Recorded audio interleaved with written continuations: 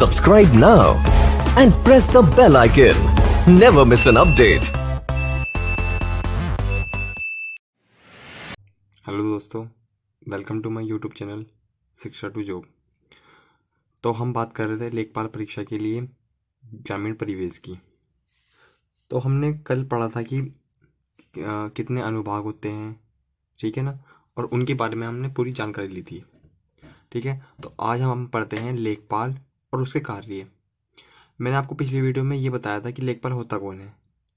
मैं एक बार आपसे फिर बता देता हूँ कि लेखपाल राजस्व परिषद में वह अधिकारी होता है जो टैक्स लेता है, टैक्स की वसूली करता है। ठीक है ना, ठीक है। तो अब हम बात करते हैं लेखपाल के काम क्या कौन कौन से हैं, वो अपने क्षेत्र में कौन कौन से कार्य करता है। ठीक है, तो इसके पहले कार्य पाते हम, यह है पशुओं के संक्रामक रोग की सूचना चिकित्सा विभाग एवं कृषि संबंधित बीमारी की सूचना चिकित्सा विभाग को देता है। मतलब यह है कि अगर आपके क्षेत्र में हमारे नहीं, मतलब लेखपाल के क्षेत्र में अगर कोई जानवर या पशु बीमार है तो वह उसकी सूचना अपने संबंधित अधिकारी या फिर चिकित्सा विभाग को देगा। ठीक है ना। और अगर मान लो खेतों में कहीं बाई चांस कीड़ा लग गया या अदरवाइज कोई भी प्रॉब्लम है खेतों में, तो वो इस चीज़ की सूचना चिकित्सा विभाग को देगा। ठीक है ना। बात करते हैं अगले पॉइंट की, लेखपाल के कार्यों का वर्णन लैंड रिकॉर्ड मैनुअल एक बुक है, उसमें दिया गया है कि लेखपाल के काम कौन कौन से होने चाहिए, वह अपने क्षेत्र में कहाँ कहाँ कौन कौन से काम करेगा। ठीक है ना। तो ये बुक है, ये बहुत मोस्ट क्वेश्चन है, इसे लिख लेना, लैंड रिकॉर्ड मैनुअल बुक का नाम है ये। ठीक है ना। अब बात करते हैं अगले पॉइंट की, महीने में एक बार लेखपालों को तहसीलदार के समक्ष कार्य का ब्यौरा देना पड़ता है। मतलब एक बार, मतलब महीने में एक बार लेखपालों को तहसीलदार के समक्ष अपने कार्य को ब्यौरा देना पड़ेगा। वो ये बताएगा कि हमारे क्षेत्र में ये दिक्कतें आई हैं, हमने इन दिक्कतों को सॉल्व किया है। ठीक है, और भी बहुत सारी चीज़ें हैं, तो इन सब का ब्यौरा वह लेखपाल जो है वो तहसीलदार को देगा। ठीक है, बात कर लेते हैं हम अगले पॉइंट की, किसी प्राकृतिक आपदा की रिपोर्ट तैयार करना, यह रिपोर्ट कानूनगो को सौंपता है। मतलब आपके क्षेत्र में या फिर लेखपाल के क्षेत्र में कोई आपदा आ गई है तो उसकी रिपोर्ट बनाकर वह अपने से ऊपर के अधिकारी कानूनगो, या इसे बोलते हैं हम रजिस्ट्रार मजिस्ट्रेट। ठीक है ना। तो अब हम बात कर लेते हैं अगले पॉइंट की, महीने में एक बार लेखपालों को तहसीलदार के समक्ष कार्य का ब्यौरा देना पड़ता है। मतलब आपके संबंधित क्षेत्र का जो लेखपाल है वो आपके क्षेत्र से संबंधित जो भी दिक्कतें होंगी, जो भी प्रॉब्लम्स होंगी, उनका ब्यौरा लिख के, या उसने जो प्रॉब्लम सॉल्व की होंगी उसका ब्यौरा लिख के वह तहसीलदार को देता है कि ये दिक्कतें आई थी इस महीने में और ये दिक्कत मैंने सॉल्व की हैं। तो उन सब का ब्यौरा वो तहसीलदार को देगा। ठीक है ना। बात करते हैं अगले पॉइंट की, किसी प्राकृतिक आपदा की रिपोर्ट तैयार करना और उस रिपोर्ट को कानूनगो को सौंपना, यह काम भी लेखपाल का ही होता है। मतलब अगर आपके क्षेत्र में कोई प्राकृतिक आपदा आती है तो उस प्राकृतिक आपदा से होने वाले नुकसान क्या क्या हुए हैं, या अब प्राकृतिक आपदा आने के बाद उस क्षेत्र में किन किन चीज़ों की आवश्यकता है, उसकी रिपोर्ट बनाकर लेखपाल कानूनगो को सौंपता है। ठीक है ना। तो अब हम बात करते हैं अगले पॉइंट की, भूमि के मालिक से जुड़े दस्तावेज और विवाद की जानकारी लेखपाल रजिस्ट्रार कानूनगो को देता है। मतलब ये है कि भूमि से संबंधित जो भी विवाद होंगे या जो भी उससे संबंधित डॉक्यूमेंट्स होंगे उसकी जानकारी जो है लेखपाल रजिस्ट्रार कानूनगो को देता है। अब मैं बता दूँ आपसे रजिस्ट्रार कानूनगो होता कौन है। ये आप कभी तहसील गए होंगे, वहाँ से आपने स्टैम्प वगैरह लिया होगा, तो स्टैम्प वगैरह जो है वो सब रजिस्ट्रार कानूनगो के अंतर्गत आते हैं। ठीक है, या आपने कभी किसी भूमि ली हो किसी से, तो जो जिस पेपर पे वो लिखते हैं ना कि ये भूमि आपकी हुई वगैरह वगैरह, तो वो रजिस्ट्रार कानूनगो के अंदर आती है। ठीक है ना। तो अब हम बात करते हैं पॉइंट नंबर 6 की, लेखपाल के हलके में कानून को व सुपरवाइजर के आने पर रिपोर्ट देना। मतलब अगर लेखपाल के संबंधित क्षेत्र में कानून को और सुपरवाइजर आ रहा है तो उसे रिपोर्ट देना, मतलब वहाँ पर उपस्थित होना लेखपाल का बहुत ज़रूरी है। ठीक है ना। जैसे कि मैं आपको बता दूँ, अगर आपके क्षेत्र में कोई एसपी आ रहा है, ठीक है, या एसएसपी आ रहा है, एसएसपी, तो वहाँ पर जो उससे नीचे का अधिकारी है, मतलब एसपी, उसका उपस्थित होना आवश्यक होगा। इसलिए जब कानून को और सुपरवाइजर लेखपाल के हलके में आएंगे, हलके बोलते हैं संबंधित लेखपाल के संबंधित क्षेत्र में जहाँ लेखपाल कार्य करता है, जो उसे क्षेत्र दिया गया है, तो वहाँ पर अगर कानून को और सुपरवाइजर आएंगे तो लेखपाल का होना वहाँ पर आवश्यक है। ठीक है ना। अब बात करते हैं हम अगले पॉइंट की। ग्राम पंचायत की जमीन पर अतिक्रमण तथा क्षतिपूर्ति की रिपोर्ट कलेक्टर को सौंपता है। मतलब लेखपाल ग्राम पंचायत की जमीन पर अगर कोई अतिक्रमण कर ले, अवैध कब्जा कर ले या उस पर कोई नुकसान पहुंचा दे, तो लेखपाल तो खुद नहीं जाएगा उसके पास कि भाई तू क्यों कर रहा है ये सब। वो इसकी रिपोर्ट बनाकर कलेक्टर को सौंप देगा। कलेक्टर को सौंप देगा मतलब क्या, अपने से ऊपर के अधिकारी को सौंप देगा। वह फिर ऊपर के अधिकारी कलेक्टर के पास तक उस रिपोर्ट को पहुंचा देंगे। ठीक है ना, इतना समझ में आ गया। तो अब हम देखते हैं अगला point. LMC land management committee का पदेन सदस्य लेखपाल होता है। जब भी कोई लेखपाल बनता है तो जिस क्षेत्र में वह लेखपाल बनता है तो उस क्षेत्र में एक समिति होती है, भूमि प्रबंधक समिति। तो वह लेखपाल बनने के साथ साथ इस समिति का पदेन सदस्य भी बनता है। जैसे आपने देखा होगा कि कोई प्रधानमंत्री बनता है तो वह ऑटोमेटिक ही नीति आयोग का अध्यक्ष बन जाता है। ठीक है ना। तो उसी प्रकार से ये लेखपाल जब बनता है तो ये ऑटोमेटिक ही लैंड मैनेजमेंट कमेटी का पदेन सदस्य बन जाता है। ठीक है। तो अब हम बात करते हैं लेखपाल के कागजात अथवा डॉक्यूमेंट्स की। ठीक है। तो पहला नंबर पर आता है गांव का नक्शा, इसे बोलते हैं सजरा। यह एक उर्दू भाषा का शब्द है। ठीक है। यह कपड़े पर बनाया गया एक प्रकार का नक्शा है। मतलब पहले टाइम पर यह कपड़े पर बनता था, लेकिन जब से ये ऑनलाइन शुरू हो गए, कंप्यूटर शुरू हो गए, तब से यह कागज पे बनता है। कागज पे क्या, वे अपने पास कंप्यूटर पे सेव रखते हैं लेखपाल लोग। ठीक है।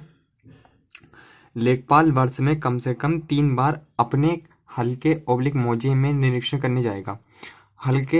हल्का मैंने आपको बताया था अभी कि लेखपाल जिस क्षेत्र में कार्य करता है उस क्षेत्र को हल्का बोला जाता है।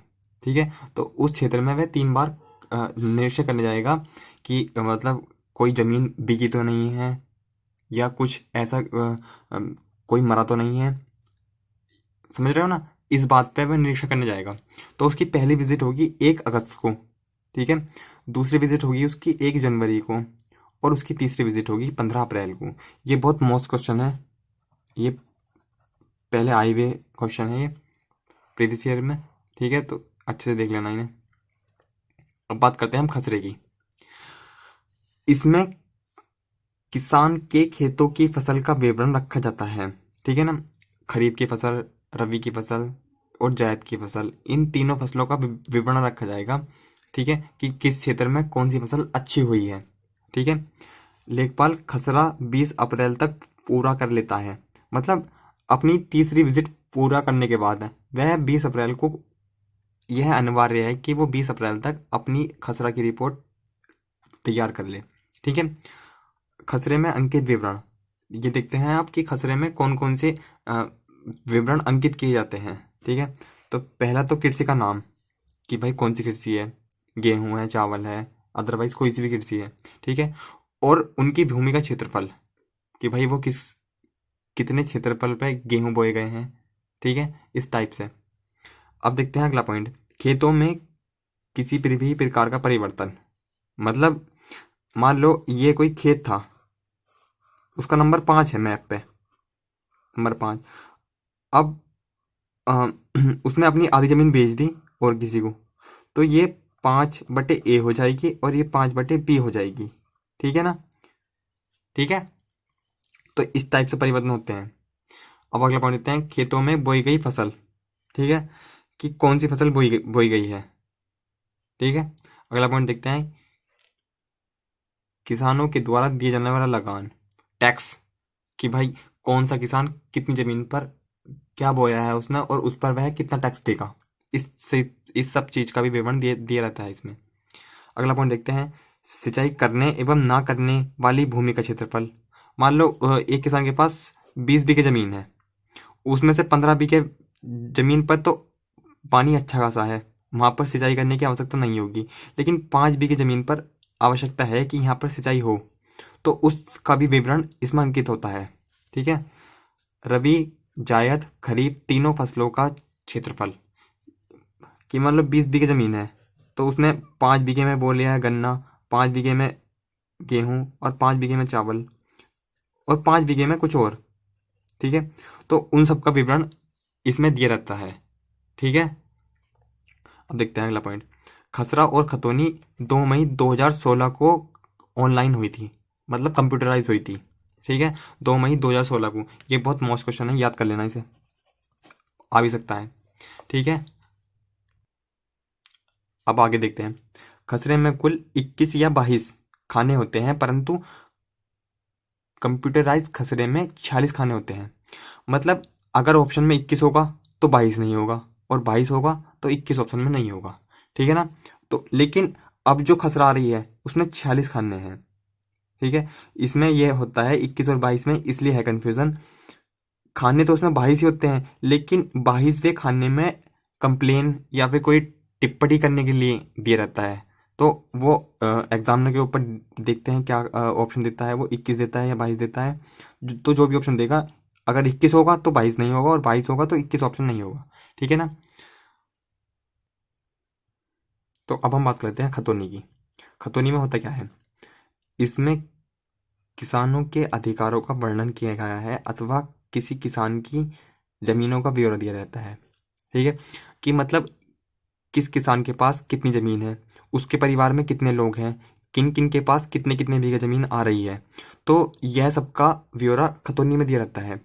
जैसे कि यह परिवार अथवा कुटुंब की एक ही होती है तथा परिवारों की खेती पर दावे को दर्शाती है।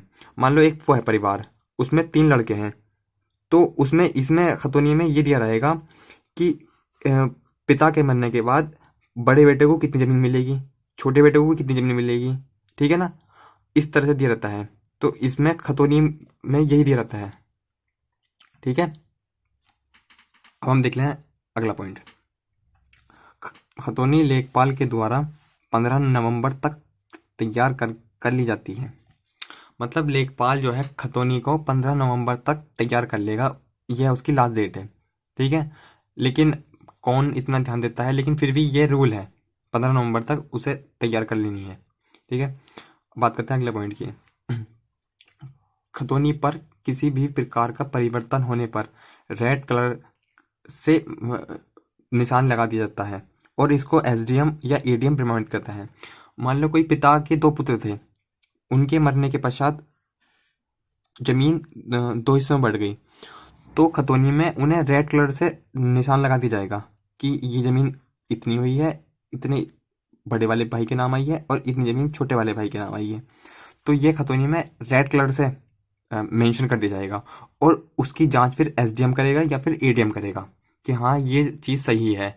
और अगर आपके खतौनी में कोई दिक्कत हुई तो आप लेखपाल के पास ना जाकर भी एसडीएम या एडीएम के पास भी जा सकते हैं, क्योंकि उन्होंने ही इस चीज़ को प्रमाणित किया है। ठीक है ना, अब देखते हैं अगला पॉइंट, इसमें इसे 6 सालों में नवीनीकृत किया जाता है। मतलब ये 6 साल में पुनः बनेगी, दोबारा बनेगी नई। ठीक है ना, चाहे वो उसमें कुछ चेंजेस हुए हों या नहीं हुए हों, वो ये 6 साल में फिर से बनेगी। अब देखते हैं अगला पॉइंट, खतौनी शब्द उत्तर प्रदेश भू राजस्व अधिनियम में वर्णित नहीं है, किंतु अधिनियम में वार्षिक रजिस्टर नामक कागजात की धारा 33 में वर्णित है। मतलब इसका कहने का मतलब यह है कि खतौनी का जो शब्द है वो भू राजस्व अधिनियम में नहीं है, उस अधिनियम में एक रजिस्टर है वार्षिक रजिस्टर के नाम से, उसकी धारा 33 में है ये खतौनी का वर्णन। ठीक है ना, अब देखते हैं अगला पॉइंट, इसमें 13 खाने होते हैं, मूल रूप से 23 खाने होते हैं। अब 13 खाने होते हैं, मूल रूप से 23 खाने होते हैं, इसका मतलब क्या हुआ, इसका मतलब यह है कि खाने तो होते हैं उसमें 23, लेकिन 13, 12 या 8 ही यूज में आते हैं। ठीक है ना, तो ऑप्शन में देख लेना आप कि अगर 13 है तो 13 लगाना, अदरवाइज 23 लगाना। ठीक है ना। अब देखते हैं अगला पॉइंट। खतौनी के द्वारा किसानों को द्वारा दिया जाने वाला टैक्स का विवरण का पता चलता है। मतलब खतौनी में ये दिखाते हैं कि किसान ने कितना टैक्स सरकार को दिया है, उस सब चीज का ब्यौरा भी खतौनी में दिया रहेगा। ठीक है ना। और इससे खतौनी नंबर भी ज्ञात कर सकते हैं, ओ सॉरी खसरा नंबर भी ज्ञात कर सकते हैं हम खतौनी के द्वारा। ठीक है ना। तो आज के लिए बस इतना ही, मिलते हैं कल। और आपको हमारी वीडियो कैसी लगी है लाइक करें, सब्सक्राइब करें और कमेंट में हमें ज़रूर बताएं कि आपको हमारी वीडियो कैसी लगी। धन्यवाद। Subscribe now and press the bell icon. Never miss an update.